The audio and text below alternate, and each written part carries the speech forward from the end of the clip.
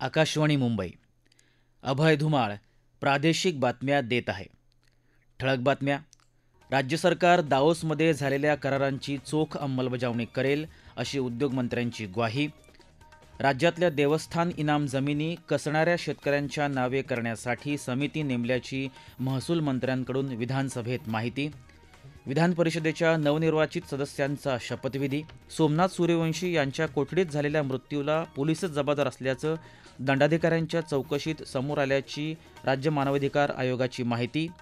आणि ट्रिसा जॉली आणि गायत्री गोपीचंद या भारतीय जोडीचा स्विस ओपन बॅडमिंटन स्पर्धेच्या उपांत्यपूर्व फेरीत प्रवेश. दाओसमध्ये झालेल्या करारांमुळे राज्यात 16 लाख रोजगार निर्मिती होणार असून त्यादृष्टीनं राज्य सरकार या करारांची चोख अंमलबजावणी करेल अशी ग्वाही उद्योगमंत्री उदय सामंत यांनी आज विधान परिषदेत प्रश्नोत्तराच्या तासात दिली. या करारांच्या अंमलबजावणीबाबत विरोधकांनी केलेले आरोप त्यांनी फेटाळून लावले. त्याउलट महाविकास आघाडी सरकारच्या काळात झालेल्या करारांची अंमलबजावणी झालेली नाही असं ते म्हणाले. स्थानिक स्वराज्य संस्थांच्या निवडणुकांसंदर्भातल्या याचिकेवर सर्वोच्च न्यायालयात सुनावणी सुरू आहे हे माहीत असूनही विरोधक निवडणुका होत नसल्याबद्दल सरकारला दोष देऊन दिशाभूल करत आहेत अशी टीका त्यांनी केली. राज्यात ग्रामीण भागात स्टार्टअपला अधिक प्रोत्साहन देण्यासाठी नेक्स्ट डोअर स्टार्टअप योजना सुरू केली जाणार आहे. या अंतर्गत 1 लाख नवे स्टार्टअप सुरू करण्याचं उद्दिष्ट समोर ठेवलं असल्याचं कौशल्य विकास मंत्री मंगल प्रभात लोढा यांनी या संदर्भातल्या प्रश्नाला उत्तर देताना सांगितलं. रायगड जिल्ह्यात महाड इथं 12 बलुतेदारांसाठी विश्वकर्मा भवन सुरू करणार असल्याची घोषणाही त्यांनी केली. सरकारच्या घरकुल योजनेअंतर्गत कोणीही लाभार्थी घरापासून वंचित राहू नये यासाठी सर्वेक्षण करण्याची घोषणा ग्रामविकास मंत्री जयकुमार गोरे यांनी केली. भूमिहीन लाभार्थ्यांना जागा उपलब्ध करून देण्यासाठी गायरान गावठाण जमिनी देण्याचा निर्णय घेतला आहे. अशा जागा उपलब्ध नसतील तर लाभार्थ्याला जागा खरेदीसाठी 1 लाख रुपये दिले जातील अशी माहिती त्यांनी सभागृहाला दिली. छत्रपती संभाजीनगर इथल्या शासकीय वैद्यकीय महाविद्यालय आणि रुग्णालयात नवीन शस्त्रक्रिया इमारत बांधण्याचा प्रस्ताव विचाराधीन असून यासाठी 731 कोटी रुपयांचा निधी मंजूर केला आहे अशी माहिती वैद्यकीय शिक्षण मंत्री हसन मुश्रीफ यांनी सभागृहाला दिली. अब्दुल कलाम अमृत आहार योजनेअंतर्गत आदिवासी क्षेत्रातील लाभार्थ्यांना दिल्या जाणाऱ्या आहाराच्या खर्चात वाढ करण्यासाठी आदिवासी विभागाकडे प्रस्ताव पाठवण्याचं आश्वासन महिला आणि बालविकास मंत्री अदिती तटकरे यांनी सभागृहाला दिलं. नागरी भागातल्या कुपोषित बालकांनाही पोषण आहार देण्याचा विचार सरकार करत असल्याचं त्यांनी या संदर्भातल्या प्रश्नाला उत्तर देताना सांगितलं. जलजीवन अभियानाच्या कामात दिरंगाई करणाऱ्या कंत्राटदारांवर कारवाई केली जाईल. आत्तापर्यंत 337 कंत्राटदारांना नोटिसा बजावल्या असून यांच्याकडून 91 लाखांचा दंड वसूल केला असल्याची माहिती पाणीपुरवठा राज्यमंत्री मेघना बोर्डीकर यांनी एका तारांकित प्रश्नाच्या उत्तरात दिली. राज्यातल्या देवस्थान इनाम जमिनी कसणाऱ्या शेतकऱ्यांच्या नावे करण्यासाठी महसूल विभागाच्या प्रधान सचिवांच्या अध्यक्षतेखाली समिती नेमली असल्याची माहिती महसूल मंत्री चंद्रशेखर बावनकुळे यांनी आज विधानसभेत दिली. या समितीत आणखीन तज्ज्ञांचा समावेश केला जाईल आणि समितीनं दिलेल्या अहवालानुसार विधिमंडळात विधेयक मांडलं जाईल असं त्यांनी सांगितलं. विधानसभेच्या आज झालेल्या विशेष बैठकीत लक्षवेधी सूचना चर्चेला घेतल्या गेल्या. यासंबंधीची सूचना गोपीचंद पडळकर यांनी उपस्थित केली होती. चंद्रपूर जिल्ह्यात जिवती तालुक्यातल्या वनजमिनी शेतकऱ्यांना देता याव्यात यासाठी केंद्र सरकारकडे पाठपुरावा करू, वनविभागाला अन्य जमिनी देऊन या जमिनी सोडवून घेऊ असं आश्वासनही त्यांनी दिलं.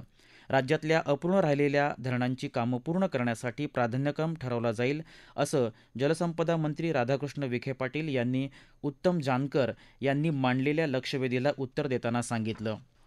मुंबईतल्या काँक्रीटच्या रस्त्यांचा कामांचा दर्जा निकृष्ट असल्याच्या मुद्द्यावर येत्या सोमवारी बैठक घेण्याचे निर्देश विधानसभेचे अध्यक्ष राहुल नार्वेकर यांनी दिले आहेत. यावेळी नार्वेकर यांनी त्यांच्या स्वतःच्या मतदारसंघातली कामं रखडल्याचं नमूद करत खड्डेमुक्त मुंबई या संकल्पनेला गालबोट लागल्याची प्रतिक्रियाही व्यक्त केली. या प्रकरणाची सखोल चौकशी करण्याचं आश्वासन प्रभारी मंत्री उदय सामंत यांनी दिलं. भाजपाचे अतुल भातखळकर यांनी हा प्रश्न उपस्थित केला होता. याबाबत पराग अळवणी, अमित साटम, योगेश सागर, आदित्य ठाकरे, अमित देशमुख, वरुण सरदेसाई या सदस्यांनीही नाराजी व्यक्त केली. मुंबई महानगरपालिकेची परवानगी न घेता उभारलेल्या होर्डिंगच्या प्रकरणातही कठोर कारवाई करत जबाबदार कंत्राटदाराविरुद्ध फौजदारी कारवाई करण्याचं आश्वासनही उदय सामंत यांनी या संदर्भातल्या प्रश्नाला उत्तर देताना दिलं. दरम्यान आज प्रश्नोत्तराला सुरुवात झाली तेव्हा उत्तर देण्यासाठी उपमुख्यमंत्री एकनाथ शिंदे सभागृहामध्ये उपस्थित नव्हते. त्याबद्दल दोन्ही बाजूच्या सदस्यांनी तीव्र नाराजी व्यक्त केली. त्यावर अध्यक्ष राहुल नार्वेकर यांनी कामकाज 10 मिनिटांसाठी तहकूब केलं. त्यानंतर कामकाज पुन्हा सुरू झालं. परभणी इथं सोमनाथ सूर्यवंशी यांच्या कोठडीत झालेल्या मृत्यूला पोलीसच जबाबदार असल्याचं दंडाधिकाऱ्यांच्या चौकशीत समोर आल्याची माहिती महाराष्ट्र राज्य मानवाधिकार आयोगानं काल दिली. या प्रकरणातल्या विविध तक्रारींची सुनावणी काल आयोगासमोर झाली आणि आयोगानं मुख्य सचिव, गृह विभागाचे अतिरिक्त मुख्य सचिव, गुन्हे अन्वेषण विभागाचे अतिरिक्त पोलीस महासंचालक तसंच परभणीचे CID पोलीस उपअधीक्षक यांना नोटीस बजावली आणि अहवाल मागवले. तसंच दंडाधिकाऱ्यांच्या अहवालात ज्या पोलिसांना सूर्यवंशी यांच्या मृत्यूला जबाबदार धरलं आहे त्यांची बाजू ऐकून घेण्यासाठी आयोगानं त्यांनाही नोटीस पाठवली. परभणीत राज्यघटनेच्या प्रतिमेची मोडतोड झाल्यानंतर झालेल्या हिंसाचार प्रकरणी 35 वर्षाच्या सोमनाथ सूर्यवंशी यांना पोलिसांनी अटक केली होती.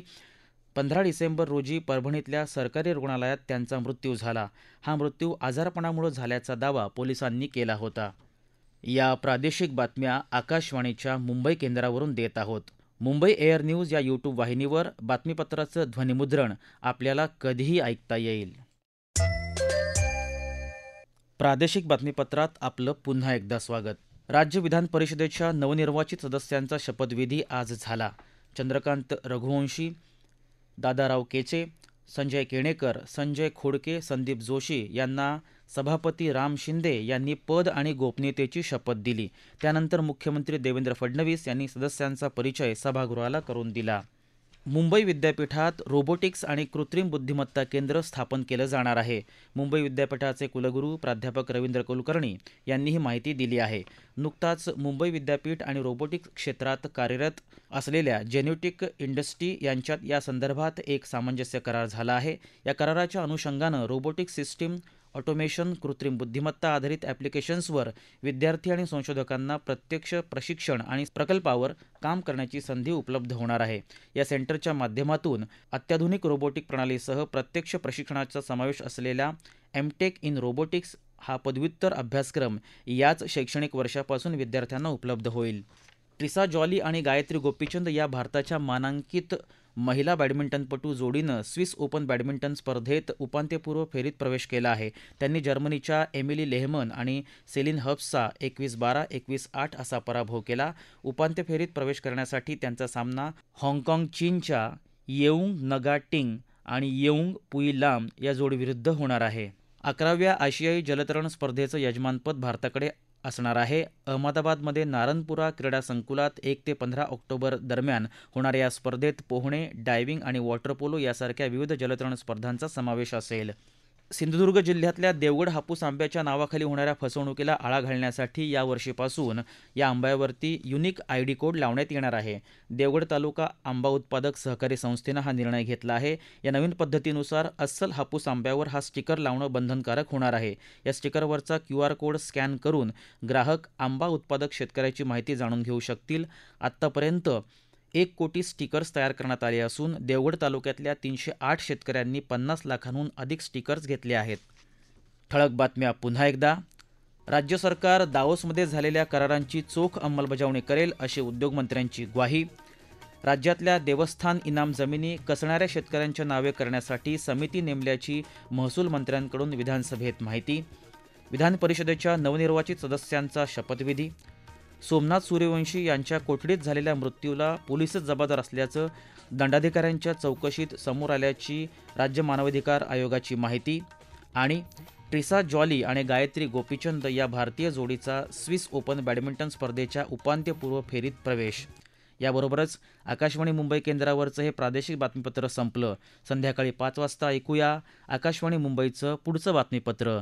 नमस्कार.